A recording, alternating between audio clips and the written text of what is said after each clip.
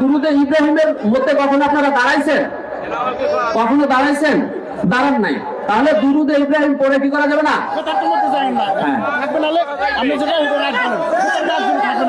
আচ্ছা বাবা, আমি শেষ করে দিচ্ছি। আচ্ছা আমি শেষ করে দিচ্ছি তো বাবা, শেষ করে দিচ্ছি।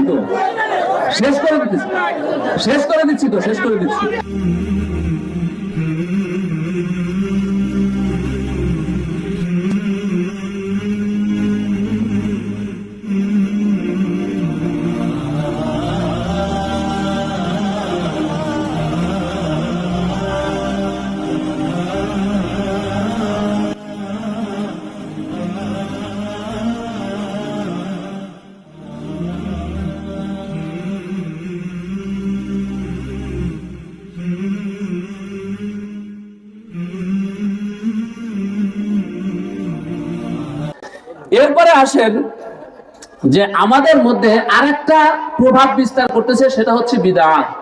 কি বলেন? বিদআত এটাও প্রস্তর লাভ করতেছে অনেক ভাবে, মানে সমস্ত ভাবে। এখন এই বিদআত কি জিনিস এটা একটু আমি পরিচয় দেই। যে বিদআত বলা হয় ওই জিনিসকে যেটা আসলে কোনো কিছু ছিল না এমন জিনিস থেকে কোনো কিছু তৈরি করা, এটাকে বিদআত বলে। অর্থাৎ নতুন কিছু আবিষ্কার করা। কিন্তু শরীয়তের পরিভাষায় এটার একটা বিষয় আছে। শরীয়তের পরিভাষায় বিদআত বলা হয়,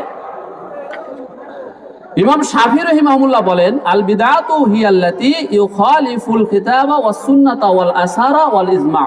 অর্থাৎ কোন ব্যক্তি হাদিস, কুরআন, ইজমা এবং কিয়াসের বিরুদ্ধে গিয়ে আমল করা। বুঝে আসছে না? বুঝে আসছে না? হাদিস, কুরআন, ইজমা, কিয়াসের বিরুদ্ধে গিয়া কোন আমল যদি করে সেটা হবে বিদআত। সেটা হবে কি বলেন? বিদআত। এই বিদআতও করার কোনো কি নাই, সুযোগ নাই। আচ্ছা, এখন আমি আপনাদেরকে সংক্ষেপে একটা উদাহরণ দিতেছি। অনেকের কাছে ভালো লাগবে, অনেকের কাছে খারাপ লাগবে।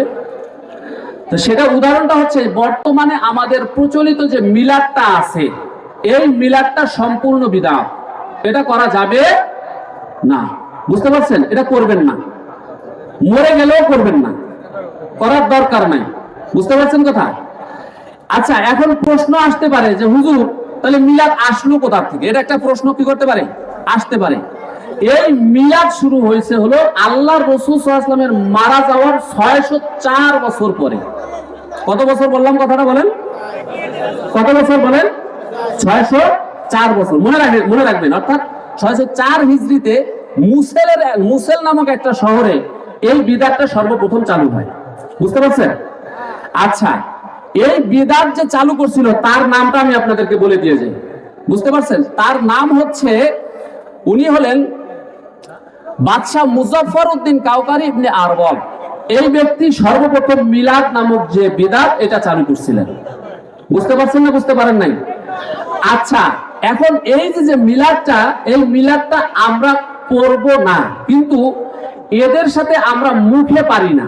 মানে এরা মুখ দিয়ে মনে করেন একবারে চাপায়া যাবে, কিন্তু দলিলের বিষয়ে যদি আসে কোনোদিনও আমাদের সাথে পারবে না।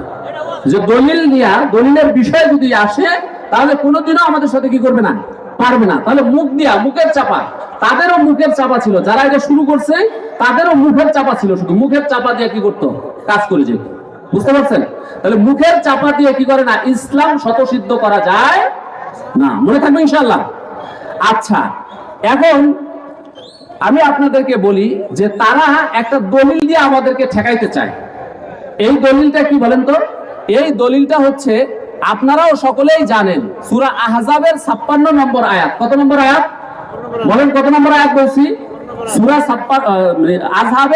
আহজাবের 56 নম্বর আয়াত। যে আয়াতের মধ্যে আল্লাহ তাআলা বলেন, ইয়া আইয়ুহাল্লাযিনা আমানু সাল্লু আলাইহি ওয়া সাল্লিমু তাসলিমা।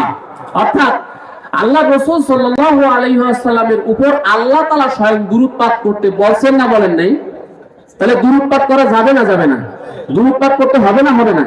অবশ্যই করবেন। দুরূদ পাঠ করার ব্যাপারে আমি আরো কয়েকটা হাদিস বলে আপনাদেরকে আরো শক্ত করে দিচ্ছি। বলতেছি যে আল্লাহ রাসূল সাল্লাল্লাহু আলাইহি ওয়াসাল্লাম বলেন, আপনার সহিহ মুসলিমের হাদিস নম্বর 998, এই হাদিসের মধ্যে আবু হুরায়রা রাদিয়াল্লাহু তাআলা থেকে বর্ণিত, তিনি বলেন রাসূলুল্লাহ সাল্লাল্লাহু আলাইহি ওয়াসাল্লাম বলেছেন, যে ব্যক্তি আমার উপর একবার দুরূদ পাঠ করবে, কয়বার দুরূদ পাঠ করবে? একবার দুরূদ পাঠ করবে, আল্লাহ তাআলা তার উপর 10 বার রহমত নাজিল করবেন। বলেন না সুবহানাল্লাহ। কয়বার নাজিল করবেন? 10 বার। আচ্ছা, তাহলে এখন এটা কি সীমা আছে? আপনি যত পারেন পড়েন। এখন দুরূদ পড়বেন কোনটা, এটা হলো প্রশ্ন। দুরূদ কি ইয়া নবী সালাম আলাইকা পড়া যাবে, না অন্য দুরূদ পড়তে হবে? ইয়া নবী সালাম আলাইকা এটা পড়া যাবে না। তাহলে পড়া যাবে কোনটা? আমি আপনাদেরকে বলছি, দুরূদে ইব্রাহিম আছে না নাই? আপনারা কি দুরূদে ইব্রাহিম পড়েন না পড়েন না? নামাজের মধ্যে কোনটা পড়েন? দুরূদে ইব্রাহিম পড়েন। নামাজের মধ্যে কোনটা পড়েন বলেন? দুরূদে ইব্রাহিম পড়েন। আচ্ছা, দুরূদে ইব্রাহিমের মধ্যে কখনো আপনারা দাঁড়াইছেন? কখনো দাঁড়াইছেন? দাঁড়ান নাই। তাহলে দুরূদে ইব্রাহিম পড়ে কি করা যাবে না? হ্যাঁ। আচ্ছা বাবা, আমি শেষ করে দিচ্ছি।